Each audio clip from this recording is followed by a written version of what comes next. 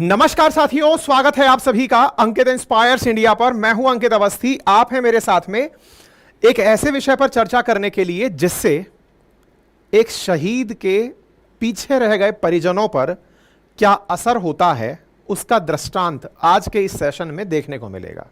साथियों, आज आप और हम इस देश में सुख शांति से अगर रह रहे हैं तो निश्चित ही बॉर्डर पर खड़े हुए हमारे उन वीर जवानों का अतुलनीय योगदान मायने रखता है। साथ ही साथ देश के अंदर आंतरिक सुरक्षा के लिए उपलब्ध पुलिस फोर्सेस का भी योगदान महत्वपूर्ण है। लेकिन समटाइम्स हमारी सुरक्षा में तैनात ये सभी जवान दुश्मन के साथ जंग करते हुए या फिर किसी विकट परिस्थिति में अपने जब जान गंवा देते हैं, वीर गति को प्राप्त होते हैं, तो फिर उनके बाद उनके परिजनों पर, उनके निकट संबंधियों पर, उनके आश्रितों पर क्या बीतती है, उसकी कहानी आज का ये सेशन है। और किस तरह से एक सैनिक को अपने पीछे छूटे हुए आश्रितों के लिए जीते जी भी विचार करना होता है, संभवतया आज इस स्टोरी में ये चर्चा भी शामिल हो जाएगी। तो चलिए शुरू करते हैं। साथियों, चर्चा है कैप्टन शहीद अंशुमन सिंह की और उनके पीछे छूटे उनके परिवार में पिता और माता, साथ में उनकी धर्मपत्नी। आज की इस पूरी घटना में इन तीनों के बारे में ही विषय वस्तुवार चर्चा होगी। आप वर्तमान में स्वर्ग सिधार गए हैं, इनके पीछे छूट गई हैं तो इनकी धर्मपत्नी, इनके माता पिता। इनके माता पिता का हाल ही में कैप्टन जो शहीद हुए हैं अंशुमन सिंह, उनके मुआवजे को लेकर के एक बयान वायरल है। उस बयान में उनका आरोप है कि जो मुआवजा मिला वो उनकी पत्नी लेकर चली गई। शहीद की आश्रित विधवा अपने साथ उस पैसे को लेकर चली गई। और इसी के साथ में चर्चा शुरू हुई कि क्या है नेक्स्ट ऑफ किन पॉलिसी, जिसे लेकर शहीद के माँ बाप ने leader of opposition Rahul Gandhi ji से मुलाकात पर कहा कि आप इस विषय को संसद में उठाइए।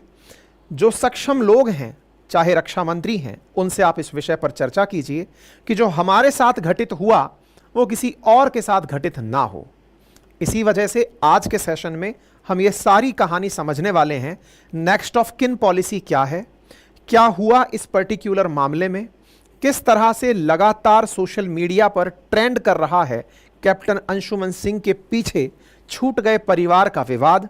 इसीलिए विस्तार से इस पूरी कहानी को आपके सामने प्रस्तुत कर रहा हूं। साथियों, नेक्स्ट ऑफ किन रूल भी इसी के अंदर शामिल हो जाएगा। तो चलिए शुरू करते हैं। साथियों, जैसा कि आप सभी जानते हैं कि हमारे देश के जो ब्रेव हार्ट्स हैं, जीते जी और मरणोपरांत उनके सम्मान के लिए वॉर टाइम और पीस टाइम अवार्ड्स रखे जाते हैं। और इन अवार्ड्स को भारत सरकार के द्वारा दो बार, एक बार गणतंत्र दिवस पर और एक बार स्वतंत्रता दिवस पर दिया जाता है।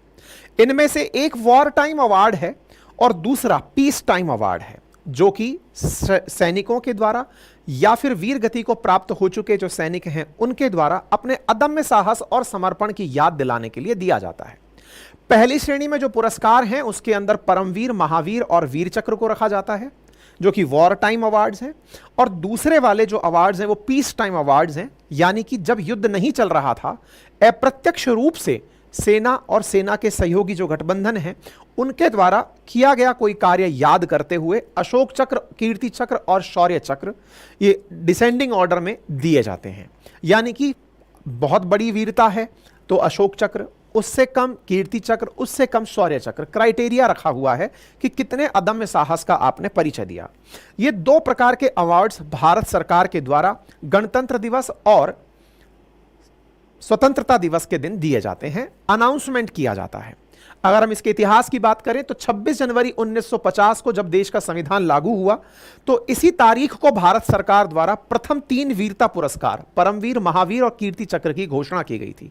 लेकिन प्रभावी 1947 से ही माना गया कि यानी कि 1947 में ही जो वीर गति को प्राप्त हुए हैं तब से लेकर अब तक जो लोग हैं उन्हें भी ये अवार्ड्स दिए जाएंगे। इसके बाद सरकार ने 4 जनवरी 1952 को अन्य 3 वीर पुरस्कारों की घोषणा की, जिनमें कि शूरवीरों को सम्मानित पीस टाइम के अंदर किया जा सके। अब सवाल है कि इसके लिए चयन कैसे होता है। तो इसके लिए वीरता पुरस्कारों के लिए पहले आवेदन मांगे जाते हैं, अधिकारी के नामों का प्रॉपर तरीके से चयन किया जाता है, रक्षा मंत्रालय के पास में जो नाम रक्षा विभाग के द्वारा, रक्षा मंत्रालय के द्वारा भेजे जाते हैं, उनमें से चयन किया जाता है एक विशेषज्ञ समिति के द्वारा, जिसका नाम केंद्रीय सम्मान और पुरस्कार समिति होता है। यह समिति मंत्रालय के पास सभी नामों पर विचार करती है, फिर अपने मानकों के आधार पर पूरी प्रक्रिया को तय करती है, फिर वीरता पुरस्कारों के नाम तय किए जाते हैं। ये तय किए हुए नाम राष्ट्रपति के पास भेजे जाते हैं और राष्ट्रपति की अनुमति के बाद ही इन अवार्ड्स की घोषणा की जाती है। हमने हालांकि इस पर पूरी तरह से, हमारा ट्विटर हैंडल है अपनी पाठशाला पर, वेरीफाइड अकाउंट है, वहां पर भी एक इन्फोग्राफिक इस तरह से शेयर कर दिया है और अपनी वेबसाइट अपनी पाठशाला.com पर भी पूरा इन्फोग्राफिक इस तरह से शेयर किया हुआ है कंप्लीट जानकारी के साथ। यानी कि अगर आप गैलेंट्री अवार्ड जो मिनिस्ट्री ऑफ डिफेंस की वेबसाइट है वहां जाकर अगर आप देखेंगे तो अब तक जो देश के अंदर अवार्डीज रहे हैं, परमवीर पुरस्कार प्राप्तकर्ता, वीर, महावीर, शौर्य, कीर्ति, इन सब के नाम आपको वहां पर प्राप्त हो जाएंगे। चूंकि साल में 2 बार घोषणा होती है, अब आपके दिमाग में सवाल आएगा कि सर ना तो अभी गणतंत्र दिवस निकला ना स्वतंत्रता दिवस निकला, तो फिर कहां से ये चर्चा में आ गए। तो हुआ ये कि वर्ष 2023 में शहीद हुए थे कैप्टन अंशुमन सिंह, तो उनके नाम पर मोहर लगकर इस बार जो गणतंत्र दिवस गया, 26 जनवरी गई, उस दिन राष्ट्रपति के द्वारा अनाउंसमेंट किया गया। तो ये 26 जनवरी 2024 की आप खबर देख रहे हैं, जहां पर 6 कीर्ति चक्र और 16 शौर्य चक्र का अनाउंसमेंट हुआ था। कुल मिलाकर 80 गैलेंट्री अवार्ड्स अनाउंस किए गए थे आर्म्ड फोर्सेस के लिए इस 26 जनवरी 2024 को। यानी गत वर्ष की वीरता के आधार पर 26 जनवरी 2024 को अवार्ड्स की घोषणा की गई थी। अवार्ड्स की घोषणा होना और घोषित अवार्ड्स को राष्ट्रपति द्वारा हैंडओवर करना, ये दोनों अलग अलग चीजें हैं। तो घोषणा जनवरी 26 को हो चुकी है, उसके बाद इसकी सेरेमनी आयोजित की जाती है।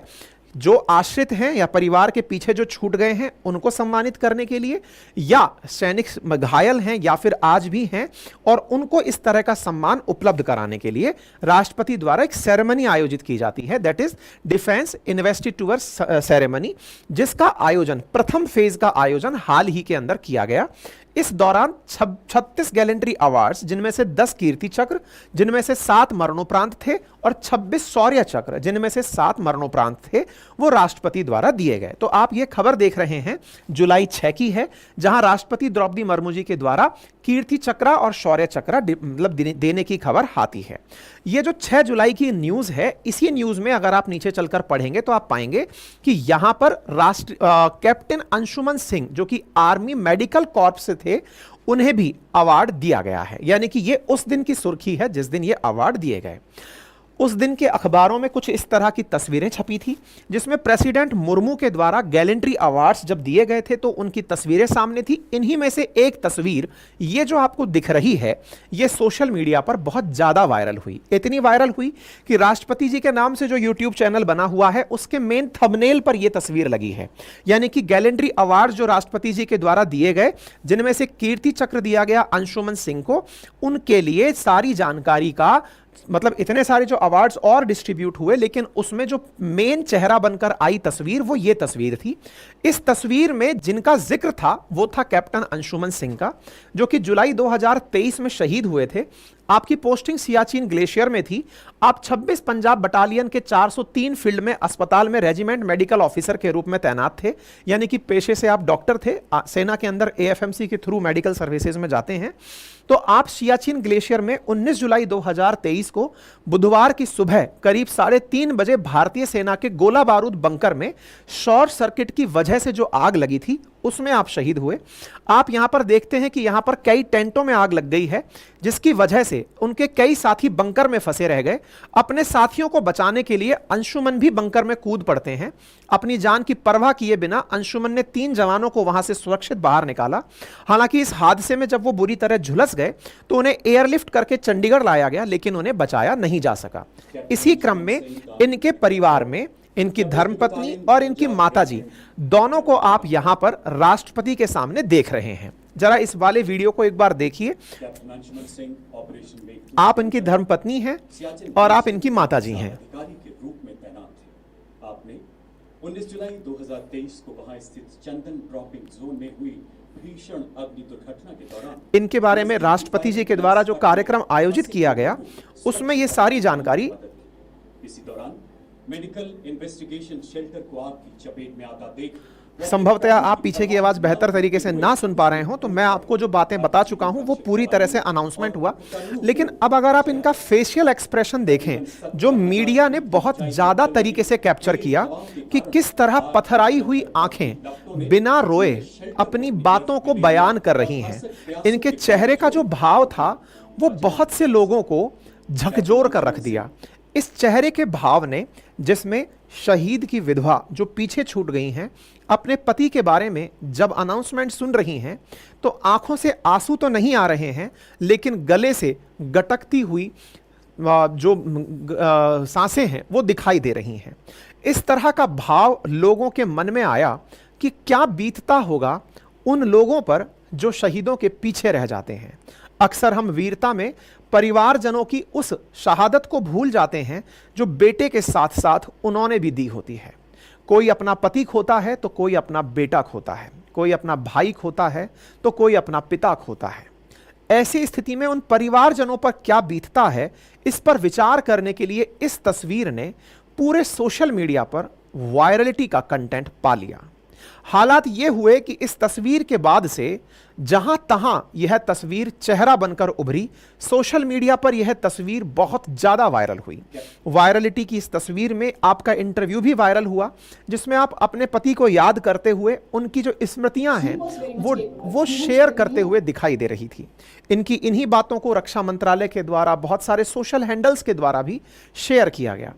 आपका वो दृश्य भी निकलकर जब आया जिस समय पहली बार पता चला कि कैप्टन अंशुमन नहीं रहे, तो आपके चेहरे के जो भाव थे लोगों ने पुरानी सुर्खियों से निकालकर उन्हें भी दुनिया के सामने शो करना शुरू किया। हमने भी अपने ट्विटर हैंडल पर आपको ये सारी जानकारी साझा की थी, क्योंकि ये जानकारी लोगों के दिमाग में ये है एक पल रुककर सोचने के लिए, मजबूर करने के लिए पर्याप्त थी कि शहीद तो देश के लिए अपने प्राण को न्यौछावर करके वीर गति को प्राप्त हो गए, लेकिन उनके पीछे जो छूट गए उनके साथ क्या बीतता होगा, संभवतया देश इस बात को रुककर महसूस कर रहा था।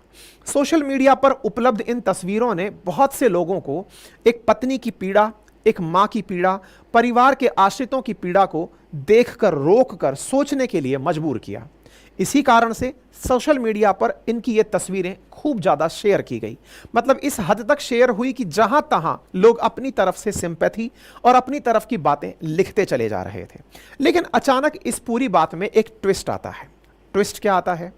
शहीद के आश्रित माता पिता से leader of opposition Rahul Gandhi ji मिलने जाते हैं, जहां पर कैप्टन के जो माता पिता हैं वो बात करते हुए दिखाई देते हैं और कहते हैं कि सर, इस अवार्ड में जो दिक्कतें हैं उन्हें रिजॉल्व किया जाए। बोले क्या दिक्कतें हैं? बोले इसमें नेक्स्ट ऑफ किन पॉलिसी जो है ना वो थोड़ी डाउटफुल है। अब वो जो इंटरव्यू है वो आपको सुनना चाहिए। राहुल गांधी जी से बातचीत जो हुई वो शहीद के पिता अपनी तरफ से बता रहे हैं। आप कह रहे हैं कि वो तो चली गई, 5 महीने की ही शादी थी। कौन चली गई? अंशुमन की वाइफ, जिनका नाम स्मृति बताया गया है, वो तो चली गई। मेरा बेटा शहीद हो गया, हमारे पास क्या बचा? ऐसे बहुत से केस हैं जहां बहुएं भाग जा रही हैं, यानी कि विधवाएं रुक नहीं रही घर में, वो अपने साथ में उनको जो मिली हुई धनराशि है, जो सम्मान है, उसे वो लेकर चली जा रही हैं। इसी को लेकर के आपने राहुल गांधी जी से बात की और राहुल गांधी जी ने आश्वस्त किया कि वो राजनाथ सिंह जी से, रक्षा मंत्री से इस बारे में बात करेंगे। मेरा उनसे बात करने का एक ये था जो कि मैं माननीय रक्षा मंत्री जी को भी अवगत करा चुका हूं। तो पेरेंट्स की जो बातें हैं उनमें शहीद की माता के द्वारा ये कहना कि बहू तो भाग गई, इस बात को भी फिर हमने आपके साथ सोशल मीडिया पर साझा किया। इसके बारे में जानकारी निकलकर आई जिसमें परिजन कह रहे हैं कि साहब, सम्मान शहीद अंशुमन की पत्नी स्मृति सिंह और मंजू देवी ने लिया, लेकिन अब शहीद के माता पिता मीडिया से बात करते हुए अपनी तरफ से अपनी बातें रख रहे हैं और कह रहे हैं कि माता पिता ने अपने बयान में कहा कि उनका बेटा तो शहीद हुआ लेकिन उन्हें कुछ नहीं मिला। सम्मान और अनुग्रह की राशि दोनों बहू लेकर चली गई, उनका बेटा भी चला गया और बहू भी चली गई। तो अब इसका मतलब यह हुआ कि शहीद के पीछे, दिवंगत के पीछे जो लोग छूट गए उनमें माता पिता और बहू, इनको उस राशि का जिससे कि उनका जीवन संभवतया पुत्र जीवित रहता, क्योंकि भारत के सामाजिक ताने बाने में कुछ इस प्रकार का गणवेश है कि एक पुत्र जब नौकरी पर होता है तो असल में वही ब्रेड एंड बटर अर्नर होता है। कई परिवार उस धनराशि से पलते हैं। ऐसी स्थिति में बेटे का विवाह उपरांत आश्रित राशि को बहू को मिल जाना उन माता पिताओं के जीवन भर के सपने पर पानी फेरने जैसा होता है कि बेटा बुढ़ापे का सहारा बनेगा। ऐसी स्थिति में अगर बेटा नहीं है तो ना तो उसकी वजह से, जो ये कटु सत्यता है कि हमारे देश में सैनिक जहां एक और देश की सुरक्षा के लिए बॉर्डर्स पर खड़े हैं, वहीं दूसरी ओर उनको मिल रही तनख्वाह बहुत से परिवारों का भरण पोषण कर रही हैं। यही तो कारण है कि हमारे देश में सेना को रोजगार के लिए एक अच्छे अवसर के रूप में देखा जाता है। और यही वो कारण है जिसके चलते भारत सरकार के द्वारा जब अग्निवीर योजना लाई गई तो लोगों ने इसका पुरजोर विरोध किया, क्योंकि अग्निवीर अल्टीमेटली सैनिकों को 4 साल के लिए ही एंगेजमेंट दे रही थी, जिसके चलते जो भरण पोषण वाला एंगल है वो उससे पूरा होता हुआ लाइफ लॉन्ग दिखाई नहीं पड़ रहा था। यही कारण है कि आज के समय पर फिर से चर्चा होने लगी है कि शहीद की जान देश के लिए तो कुर्बान है ही, लेकिन वो जान कुर्बान करते समय अपने साथ साथ अपने परिवारजनों के भरण पोषण की व्यवस्था भी हो जाए, इसलिए वो डटा रह करके देश के साथ साथ अपने परिवार की जिम्मेदारी भी लेकर चल रहा होता है। यहीं से यह डिबेट और तेज होने लगी। मैं आपको यहां बताना चाहूंगा कि यहां पर जो भी अवार्ड्स हैं उनमें क्या क्या दिया जाता है। जैसे परमवीर चक्र जो विजेता हैं, यदि जीवित हैं या मरणोपरांत हैं, उन्हें 20,000 रुपए मासिक भत्ता मिलता है। मरणोपरांत उनके आश्रितों को मिलता है। अब ये जो आश्रित है ना, इसी को नेक्स्ट ऑफ किन कहा गया है, NOK कहा गया है। ये आश्रित कौन कंसीडर किया जाएगा? तो फिलहाल व्यवस्था यह है कि अगर शहीद अविवाहित है तो माता पिता को नेक्स्ट ऑफ किन कंसीडर किया जाता है। उनमें से भी माताजी को वो अवार्ड दिया जाता है और उन्हीं को वो पेंशन प्रदान की जाती है। वहीं अगर व्यक्ति शादीशुदा है तो उसकी धर्मपत्नी को, माताजी के स्थान पर धर्मपत्नी को नेक्स्ट ऑफ किन कंसीडर किया जाता है। लेकिन यह बात कोई नई बात नहीं है कि वाइफ को देना असल मायने में वाइफ की बाकी बची जिंदगी को ध्यान में रखकर, क्योंकि वाइफ भी हम उम्र उस शहीद के रही होती है, उसे एक लंबी जिंदगी जीनी है, उसे समाज में अपने पति के बिना अपने बच्चे के साथ उस पूरे समाज का सामना करना है, उसे धन की आवश्यकता होगी, उसे सम्मान की आवश्यकता होगी, समाज में उसको एक इज्जत मिले इसकी आवश्यकता होगी। संभवतया यही सोचकर जिन लोगों ने भी इस पॉलिसी को बनाया होगा उसमें धर्मपत्नियों को ये प्राथमिकता दी गई होगी। लेकिन इसका जो दूसरा पहलू है वो ये है कि महिलाओं के सम्मान के लिए तो ये पुरस्कार और आश्रय के लिए धनराशि दी गई, लेकिन उस धनराशि के बाद कुछ बहुएं अपनी उस धनराशि को लेकर अपनी बची जिंदगी को किसी अन्य साथी के साथ या पुनर्विवाह के लिए चली जाती हैं। माता पिता जो आश्रित छूट गए उन्हें छोड़कर चली जाती हैं, जिसके चलते बहुओं का ये जो बर्ताव है ये भी सीनियर ऑफिसर्स के सामने जाता है कि सर अब बहू भी हमारे पास नहीं है, उसकी धनराशि भी चली गई, तो जिस बेटे को पाल पोस कर हमने बड़ा किया वो पाल पोस कर बड़ा हुआ बेटा शादी के बाद पत्नी का हुआ, देश का हुआ, माता पिता को क्या मिला? यहां पर शहीद अंशुमन के माता पिता ने बहुत अच्छे से ये बात मेंशन की, और वो ये थी शहीद अंशदीप के माता पिता ने कि साहब ये वाली जो स्थिति हमारे साथ घटित हुई है ये भविष्य में किसी और के साथ घटित ना हो, हमारा ये प्रयास रहेगा। हो सकता है कि एक बार के लिए उनके माता पिता को लोग इस नजरिए से देखें कि बेटे को क्या उन्होंने केवल धन के लिए ही समझा था, तो उनका कहना है कि नहीं, ऐसे बहुत से माता पिता हैं जिनका घर अपने बेटे की तनख्वाह से और उनकी आश्रय राशि से चलता। ऐसी स्थिति में सरकार विचार करे कि जो आश्रित हैं उनके बीच में नेक्स्ट ऑफ किन पॉलिसी को लेकर किस तरह से धन का बंटवारा या संसाधनों का बंटवारा हो सकता है। साथियों, जिस प्रकार से परमवीर चक्र है, ऐसे ही महावीर चक्र है, ऐसे ही अशोक चक्र है, ऐसे ही कीर्ति चक्र है, इनकी वरीयताएं हैं। कीर्ति चक्र में जो आश्रित हैं इन्हें 9,000 रुपए का मासिक भत्ता दिया जाता है, लमसम अमाउंट दिया जाता है, और भी जो इंश्योरेंस के अमाउंट्स हैं वो सब दिए जाते हैं। यहां पर शहीद के माता पिता के द्वारा जो बात रही उसमें कुछ बातें परिवार के आंतरिक कलेश की भी निकलकर बाहर आई, जिसमें पिता रवि प्रताप सिंह का कहना था कि बहू स्मृति ने जो बेटे को मिला कीर्ति चक्र था वो छूने तक नहीं दिया। 3-4 दिन तक दिल्ली में साथ रही लेकिन बात नहीं की। कीर्ति चक्र मिलने की हमारे पास कोई निशानी नहीं है। बहू ने एड्रेस भी बदलवा लिया है। हमने उससे मिलने की कोशिश की लेकिन उससे बात नहीं हो पाई। फिलहाल के लिए हमारे पास उनसे जुड़ी हुई यादें हैं, इसके अलावा कुछ नहीं। हमने तो उसे बेटी समझा था, विचार किया था कि छोटे बेटे के साथ उनकी शादी करवा देंगे, लेकिन बहू को केवल पैसा चाहिए था।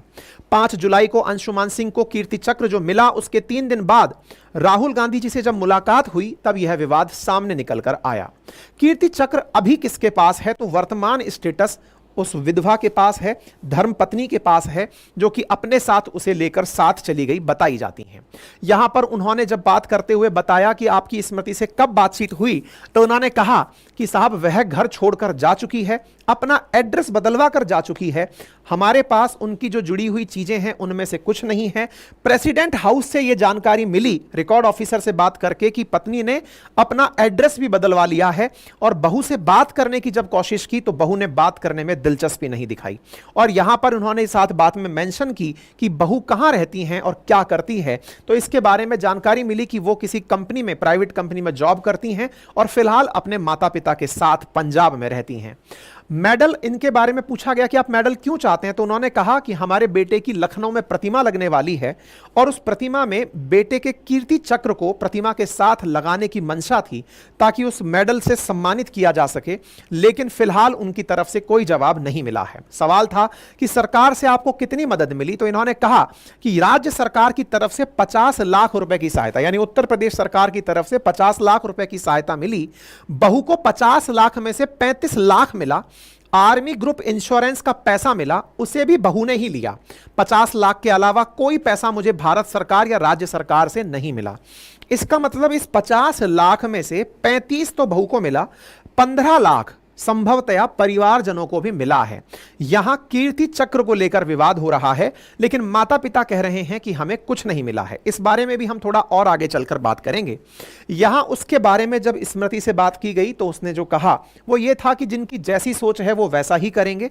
फिलहाल के लिए परिवारजनों ने कुछ भी रिएक्शन अभी नहीं दिया है, लेकिन यहां पर चर्चा शुरू हो जाती है कि यह निकटतम परिजन की परिभाषा क्या है और इसमें कैसे बदलाव किया जा सकता है, क्योंकि अल्टीमेटली यह सारा विवाद शहीद के निकटतम परिजनों को लेकर है कि कौन निकटतम परिजन कंसीडर किया जाए, यानी कि नेक्स्ट ऑफ किन कंसीडर किया जाए।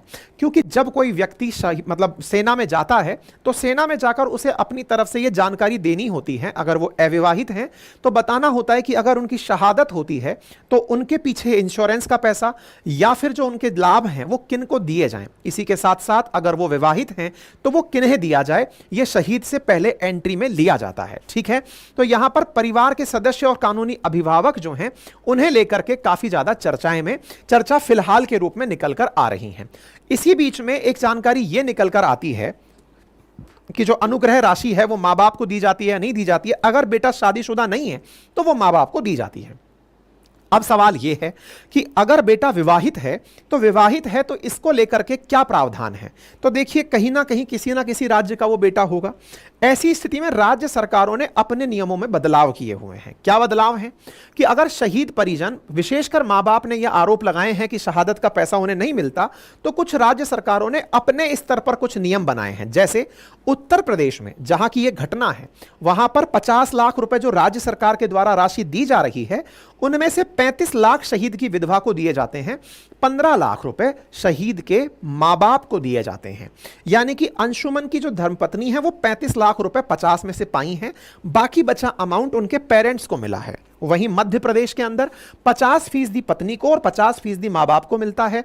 इसी तरह हरियाणा में 70% पत्नी को और 30% माता पिता को मिलता है। इसी के साथ साथ हमारी सेना में एक और कार्यक्रम वर्ष 2016 से शुरू किया गया, जिसमें यह प्रावधान रखा गया कि शहीद, मतलब जब सैनिक सेना में हैं तो उनसे पहले ही लिखवा लिया जाता है कि आप अपने बाद अपनी वसीयत किसे लिख कर जाएंगे। यानी कि आप और उस वसीयत को सेना अपने पास रखती है और पेरेंट्स के पास भी भेजा जाता है कि साहब आपके बेटे ने जीते जी इस प्रकार की बातें रखी हैं। इसको लेकर के यह प्रस्ताव मतलब सेना के सामने भी चल रहा है। और फिलहाल के लिए कि अगर शहीद मतलब कोई भी सैनिक अगर है और उसे आफ्टर मतलब जब वो नहीं रहेंगे उसके बाद की स्थिति क्या होगी, इसे लेकर के सेना के सामने भी बहुत बार मसले निकल कर आए हैं। इसे लेकर के कई बार उच्च स्तरीय मीटिंग हुई है और ऐसे केसेस बराबर हैं कि अगर कहीं महिला को किसी तरह से आश्रित नहीं बनाया गया तो उसका बाकी बचा जीवन कैसे चलेगा। मतलब व्यक्ति चला गया, उसके पीछे जो छूट गए लोग हैं उनके बीच में इस बात को लेकर संघर्ष है कि उन्हें क्या मिला। मेरे प्यारे साथियों, पश्चिमी देशों में एनओके की पॉलिसी में महिलाओं को जो धर्मपत्नी हैं उन्हें ज़्यादा महत्व दिया जाता है। यही कारण है कि भारत के मुद्दे में बहुत से लोगों का कहना है कि पत्नी को इतनी प्राथमिकता ना दी जाए, क्योंकि भारत का सामाजिक ताना बाना थोड़ा अलग है और इस सामाजिक ताने बाने में माता पिता का बच्चे के साथ में हमेशा के लिए कनेक्शन रहता है, इसलिए उन्हें भी बराबर की प्राथमिकता दी जाए। अब इसी विषय पर जब और खोज पड़ताल की तो फिलहाल के लिए कुछ और जानकारी निकल कर आई, और वो जानकारी क्या है? वो जानकारी ये है कि शहीद अंशुमन के मामले में सेना के जुड़े सूत्रों का कहना है, और ये खबर न्यूज़ 18 से हमने उठाई है। तथ्यात्मक जानकारी के लिए हमने न्यूज़ चैनल की कॉपी भी इसीलिए लगाई है, जिनमें से पता चला है कि जो आर्म ग्रुप इंश्योरेंस फंड है उसका 1,50,00,000 रुपए पत्नी को मिला है और 50 लाख रुपए मां को मिला है, क्योंकि यह जानकारी इंश्योरेंस करते समय ही उस व्यक्ति से पूछा जाता है कि आपके बाद इस पैसे को किस तरह बांटा जाए। तो ऐसी स्थिति में अंशुमान के केस में यह वाला जो मामला है, यहां पर पैसा इंश्योरेंस का दोनों के बीच में बराबर बटा है। साथ ही साथ DSOPF यानी defence service officer provident fund जो सैनिक जमा करता है वो पत्नी को मिला है। वहीं इस बात की भी जानकारी आ रही है कि राज्य सरकार की तरफ से जो 50 लाख दिए गए थे उनमें से 15 लाख उनकी मां को मिला है और 35 लाख रुपए उनकी पत्नी को मिला है। इसके अलावा पत्नी को ऑर्डिनरी पेंशन मिलना शुरू हो चुकी है। वहीं बैटल कैजुअल्टी के मामले में पहले कोर्ट ऑफ इंक्वायरी होती है, उसकी जांच पूरी होने के बाद लिबरलाइज पेंशन यानी कि जो लास्ट ड्रॉन सैलरी है वो मिलना शुरू होती है। इसका मतलब यह हुआ कि यहां पर मां बाप को भी पैसा मिला है। ऐसी जानकारी अब सूत्रों के द्वारा सोशल मीडिया पर आ रही है, न्यूज़ चैनलों में आ रही है। यानी कि यह कह देना कि बहू सब कुछ लेकर चली गई, यह अधूरा सत्य फिलहाल के लिए प्रतीत हो रहा है, क्योंकि न्यूज़ वाले इसे सूत्र के मुताबिक लिख रहे हैं। पुख्ता जानकारी तो संभवतया जब स्मृति खुद निकलकर सामने आएंगी तब वो देश को बता पाएंगी कि असली वास्तविकता क्या है। क्योंकि अभी के लिए जिस तरह से उन्हें कल्प्रिट प्रूव किया जा रहा है कि बहू छोड़कर मां बाप को पीछे चली गई, मां बाप को कुछ भी नहीं मिला, क्योंकि उनके पेरेंट्स ने कहा कि हमें तो केवल तस्वीर दिख रही है, उसके अलावा हमें कुछ नहीं मिला, जबकि आंकड़े बता रहे हैं कि मां बाप को 50 लाख एक मिले हैं, 15 लाख एक मिले हैं। ऐसी स्थिति में विधवा और उनके परिवारजन जो हैं उनको अलग अलग प्रकार से डिवीजन ऑफ मनी हुआ है। तो यह अपने आप में एक विषय वस्तु आगे तक जाने का है। अगर ऐसी स्थिति में उनकी तरफ से यानी स्मृति की तरफ से अगर कोई अपडेट आता है वो भी हम आपको अपने ट्विटर हैंडल के थ्रू अपडेट जरूर करेंगे। फिलहाल के लिए इतना ही है। बाकी आप इस विषय पर क्या सोचते हैं, अपनी राय जरूर लिखिएगा। यह सेशन अगर पसंद आया हो तो इसे लाइक कीजिएगा, और अगर चैनल पर नए हैं तो सब्सक्राइब करना बिल्कुल भी ना भूलें। फिलहाल के लिए इतना ही। बाकी हमसे जुड़े रहने के लिए हमारा एप्लीकेशन अपनी पाठशाला है, जिसका लिंक कमेंट बॉक्स में है, जहां पर हिस्ट्री, ज्योग्राफी, पॉलिटी, इकोनॉमी का पूरा रिकॉर्डेड बैच बहुत ही नॉमिनल कीमत पर उपलब्ध है, जिसे पूरी 1 साल की वैलिडिटी के साथ आप यूज कर सकते हैं। हमारी वेबसाइट ऑलरेडी लाइव है, जहां पर आप अपडेटेड रूप में हमारा कंटेंट और हमारी न्यूज़ जो अपडेट्स हैं वो ले सकते हैं। हमारे हैंड रिटन नोट्स भी उपलब्ध हैं जो कुछ इस प्रकार से लिखित हैं, जिन्हें आप घर बैठे मंगा सकते हैं बहुत ही नॉमिनल कीमत पर। 4 सब्जेक्ट्स के हैंड रिटन नोट्स हैं, बहुत ही खूबसूरती से इन्हें competitive exam point of view से उपलब्ध कराया गया है। फिलहाल के लिए इतना ही। अपना ख्याल रखें। धन्यवाद।